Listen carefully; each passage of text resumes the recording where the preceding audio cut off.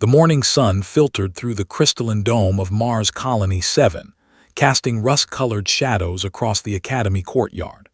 Elsa clutched the frayed straps of her backpack, its olive-green fabric worn thin from years of use. The synthetic material had long ago lost its water-resistant coating, and patches of exposed threading caught the artificial breeze from the environmental regulators. "Nice antique," sneered Lucia, her voice dripping with contempt as she passed Elsa on the steps. Her own pack gleamed with fresh nanopolymer weave, the kind that cost more credits than Elsa's family earned in 3 months. "Did you inherit that from your great-grandmother?" The cluster of first-year cadets around Lucia laughed on cue. They were children of Mars's elite, mining executives, terraforming engineers, corporate administrators. Their families had come to Mars on the first wave, securing land rights and mineral claims that would keep them wealthy for generations. Elsa was different. Her parents had arrived on a labor contract, working the ice harvesters in the southern polar region.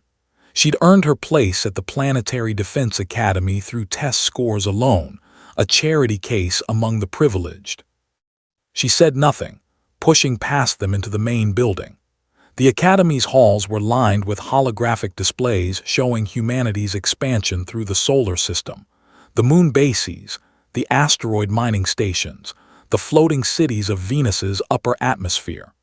Elsa had memorized every exhibit during her first week, finding solace in the achievements of those who'd come from nothing and reshaped worlds. Kevin was already in their advanced xenotechnology seminar when she arrived, his dark eyes tracking her as she took the seat beside him.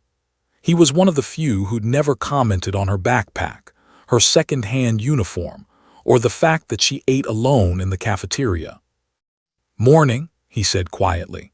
Like Elsa, he carried himself with the wariness of someone who didn't quite belong. His family were tunnel workers from the Val's Mariner Risk settlements, and his skin still bore the pallor of those who'd spent childhoods underground. Before Elsa could respond, Instructor Vance entered the classroom. He was a retired fleet officer, his posture rigid despite the lighter Martian gravity, his face marked with the kind of scars that came from actual combat rather than training simulations. Where other instructors lectured from behind podiums, Vance walked among his students, examining them with eyes that missed nothing. "Today," Vance announced, "we begin practical analysis of recovered xenotech. As you're aware, the Kepler 442 expedition returned 6 months ago with artifacts from the first confirmed extinct alien civilization.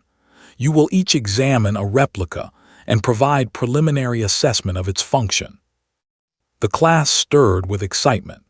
The Kepler 442 discoveries had dominated every news feed for months. An entire civilization, dead for perhaps 50,000 years, their technology scattered across 3 planets in a system 37 light-years from Sol. Vance moved through the rows, placing small sealed containers on each desk. When he reached Elsa, his eyes flickered to her backpack, which she'd set on the floor beside her chair. His hand froze mid-reach, the container hovering above her desk. The room's ambient noise seemed to fade. Vance's jaw tightened, and Elsa watched his hand begin to tremble, barely perceptible but unmistakable. His eyes were locked on her backpack with an intensity that made her skin prickle. "Where," he said, his voice barely above a whisper, "did you get that pack?" The question cut through the classroom like a blade. Conversations died. Every head turned toward Elsa. It was my uncle's," Elsa stammered. "He gave it to me before." "Your uncle's name?" It wasn't a question. Vance's face had gone pale, and he'd set down the container. His hand moved to his collar, fingers brushing against something beneath his uniform. "Marcus Chen. He was a surveyor. He died in an accident on Phobos 3 years ago." Vance knelt beside her desk, bringing himself eye level with her backpack. His fingers reached out, stopping just short of touching a small, faded patch near the bottom corner. The patch showed what looked like a constellation, 7 stars arranged in an unusual pattern, rendered in thread that had once been crimson but had faded to rust brown. "This isn't thread," Vance said, his voice tight, "and it's not a patch." He looked up at her, and Elsa saw something in his eyes she'd never seen in an instructor's face before: fear. "Class dismissed," Vance announced abruptly. "Everyone out now except you two." He pointed at Elsa and Kevin. The room erupted in confused murmurs, but Vance's tone brooked no argument.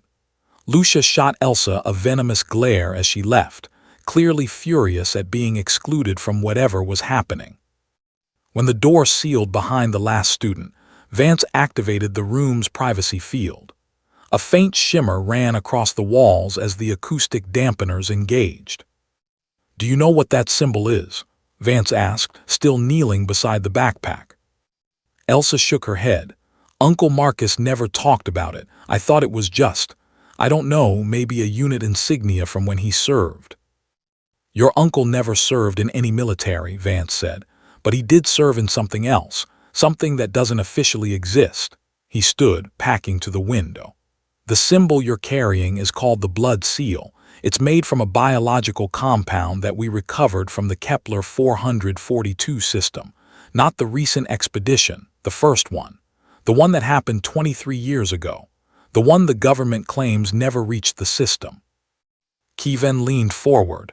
"The Nightingale mission." Vance's head snapped around. "How do you know that name?" "My father worked communications relay in the deep tunnels," Kevin said carefully. "Sometimes encrypted transmissions bounce through civilian infrastructure.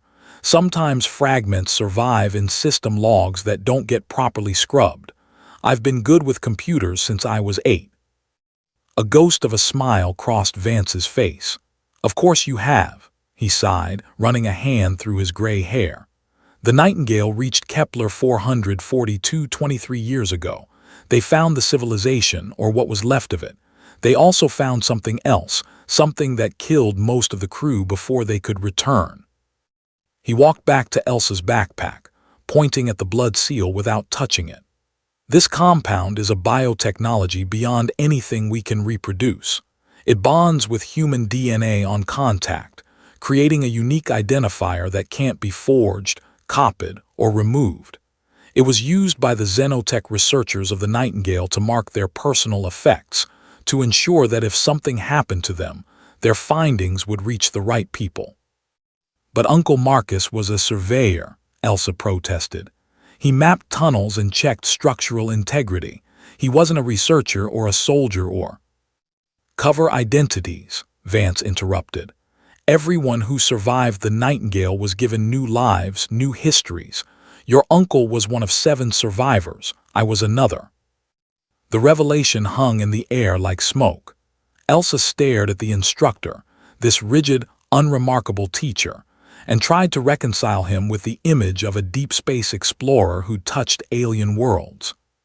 "Why are you telling us this?" Kevin asked. "Because the blood seal is inactive until the person whose DNA it contains dies," Vance explained. "When it activates, it begins broadcasting a quantum-encrypted signal that can only be received by other blood seals. 3 years ago, your uncle's seal activated. Mine received the signal, as did 5 others scattered across the solar system, but we couldn't retrieve what he was protecting because we didn't know where he'd hidden it." He pointed at the backpack. "Until now. He gave it to you, Elsa, which means whatever he was safeguarding, whatever data or artifact he managed to preserve from the Nightingale, is in that pack." Elsa picked up the backpack with trembling hands. She'd carried it every day for 3 years, used it to haul textbooks and meal rations and spare clothes. How many times had she emptied it, refilled it, thrown it in a corner of her dormitory? "I've never found anything unusual inside," she said. "It's just a backpack." "May I?" Vance held out his hand. She hesitated, then handed it over. Vance set it carefully on the desk and produced a small device from his pocket, a scanner of some kind, its design unlike any Elsa recognized from her academy classes. He ran it over the backpack's interior, frowning at the readings. The seal is active, which means it's close, but the signal is strange, diffused, as if the source is, he stopped, his eyes widening. Not in the pack, part of the pack. He flipped the backpack inside out, examining the lining. His fingers found a seam near the back panel and pressed. There was a soft click, and a section of the seemingly solid fabric folded back, revealing a cavity barely 2 centimeters thick. Inside was a data crystal, no larger than Elsa's thumbnail. It pulsed with a faint bioluminescence, blue and green fractals that shifted like living things. Xenotech data storage, Vance breathed. Pure Xenotech, not a reproduction or hybrid design. This is an original artifact. What's on it? Elsa whispered. I don't know. Your uncle and I were never close. The survivors were separated deliberately, given different specializations from the mission, so we couldn't reconstruct the full picture of what we'd found. But if Marcus thought this was important enough to hide, to protect with a blood seal.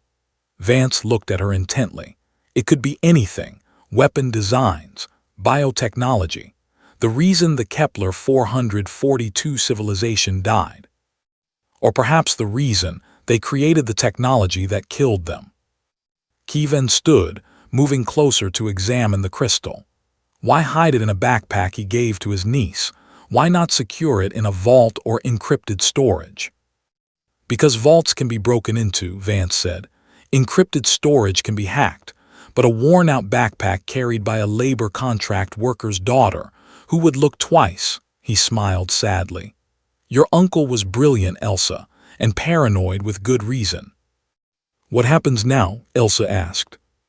Vance was quiet for a long moment, his gaze distant. The official answer is that I confiscate this, report it to Fleet Intelligence, and you forget this conversation ever happened. The crystal disappears into a black project, and you continue your studies. And the unofficial answer? The unofficial answer is that I've spent 23 years watching Fleet Intelligence cover up the truth about Kepler 442.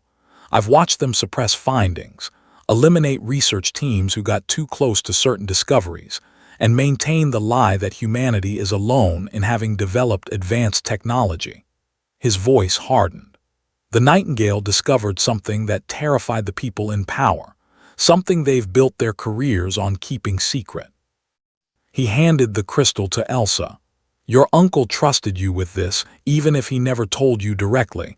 That trust means something. You want us to decode it ourselves, Kevin said. I want you to understand what you're holding before deciding what to do with it, Vance corrected. This academy has quantum-isolated research terminals in the Xenotech labs. Access requires instructor authorization, which I can provide. The terminals are designed to analyze alien artifacts without connecting to any network, precisely to prevent contamination or data theft. Elsa closed her fingers around the crystal. It was warm, almost body temperature, and seemed to pulse in rhythm with her heartbeat. What if it's dangerous? What if it's the thing that killed the Nightingale crew? Then we'll know, Vance said simply. And knowing is better than ignorance, even when the truth is terrible. He moved to the door, deactivating the privacy field. Tonight, Lab 7, 2200 hours. I'll disable the security monitors for routine maintenance. He paused, looking back at them. Your uncle saved my life on whatever's on that crystal. He died believing it was worth protecting. I owe it to him to find out if he was right. After he left, Elsa and Kevin sat in silence. Through the window, Mars stretched red and endless, a world transformed by human determination and ingenuity. Somewhere out there, 37 light-years away, another civilization had risen and fallen, leaving behind only mysteries.